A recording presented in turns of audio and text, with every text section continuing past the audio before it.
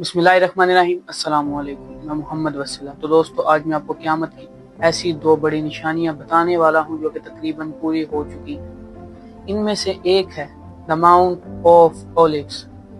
ये पहाड़ मस्जिद अक्सा के बिल्कुल सामने है। ये पहाड़ के बारे में हज़रत ज़करिया अलैहिस्सलाम ने फरमाया था कि जब खुदा हज़रत ईसा अलैहिस्सलाम को दोबारा जिंदा करेगा तो ये पहाड़ में मशरिक से लेकर मगरिब तक दरारें पड़ जाएंगी। हमें आज ऐसा दिखाई भी दे रहा है जिससे इसराइल के यहूदी बहुत परेशान हैं, क्योंकि वो हज़रत ईसा अलैहिस्सलाम के बजाय दज्जाल को अपना मसीहा मानते हैं। जबकि ज़बूर में अल्लाह ताला ने बनी इसराइल को ये कहा था कि एक मसीहा आएगा। वो अपना मसीहा दज्जाल को समझने लगे, जबकि अल्लाह ने सच्चा मसीहा हज़रत ईसा अलैहिस्सलाम को बनाकर भेजा। अब यहूदी इस शक में हैं, क्या पता कि हज़रत ईसा अलैहिस्सलाम ही सच्चे मसीहा हों। वो इस बात को छुपाने के लिए इस पहाड़ के इर्द गिर्द सिक्योरिटी लगाए बैठे हैं। उन्होंने इस जगह को रेड जोन करार दे दिया है। वो टूरिस्ट को भी इस जगह के करीब बिल्कुल जाने नहीं देते, ताकि खबर बिल्कुल भी लीक ना हो और यहूदी अपने अकीदे से कहीं फिर ना जाएं। ये पहाड़ के नीचे लावा पाया जाता है। ये बहुत ही गर्म पहाड़ है। इसके अंदर दरारें पड़ना तो शुरू हो गई, जिसके साथ इसके बिल्कुल सामने मस्जिद अक्सा और इस पहाड़ के दरमियान में एक दरवाज़ा बनाया गया था, जो कि हज़रत उमर इब्न खत्ताब की खिलाफत में जब मुसलमानों ने फ़लस्तीन पर कब्ज़ा किया तो इस दरवाज़े को बंद कर दिया। इसी वजह से आजकल इस पहाड़ के करीब किसी को जाने नहीं दिया जाता। इसके साथ एक लाल गाय का किस्सा तो आपने सुना ही होगा। 2022 में अमेरिका से 5 लाल गायें इसराइल भेजी गईं, लेकिन वो इनके मजहबी अकायद पर पूरा उतर ना सकी, क्योंकि इनका मानना है जो लाल गाय की वो कुर्बानी देकर मस्जिद अक्सा को शहीद करेंगे, उस पर लाल रंग के सिवा कोई और रंग का बाल भी ना हो।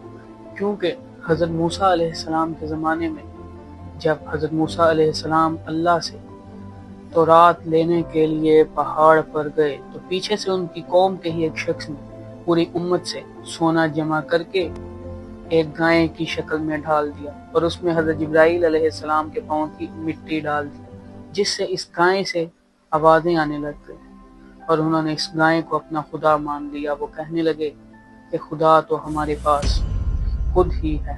40 दिन के बाद जब हज़रत मूसा अलैहिस्सलाम तौरात लेकर वापिस आए तो उन्होंने इनको इस अकीदे से हटाया, मगर कुछ लोग ऐसा ना कर सके। फिर एक दिन एक शख्स का कत्ल हुआ जिसका कातिल नहीं मिल रहा था। हज़रत मूसा अलैहिस्सलाम ने इनके इस गाय के अकीदे को, द रिस्पेक्ट ऑफ काउ को ख़त्म करने के लिए इनको कहा कि एक लाल गाय की कुर्बानी दी जाए और उसके एक गोश्त का टुकड़ा इस आदमी की लाश पर फेरा जाए, जिसके बाद ये बोलेगा और बताएगा इसको किसने कत्ल किया है।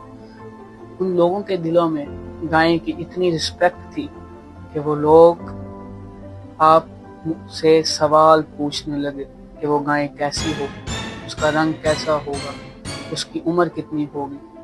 वो इस बात को टालने की कोशिश करने लगे, लेकिन हज़रत मूसा अलैहिस्सलाम ने उनकी हर बात का जवाब दिया, जिसके बाद वो एक लाल गाय लाए और उन्होंने जैसा मूसा अलैहिस्सलाम ने कहा वैसा किया। इसके बाद वो शख्स बोला और बताया कि मुझे इस शख्स ने कत्ल किया है।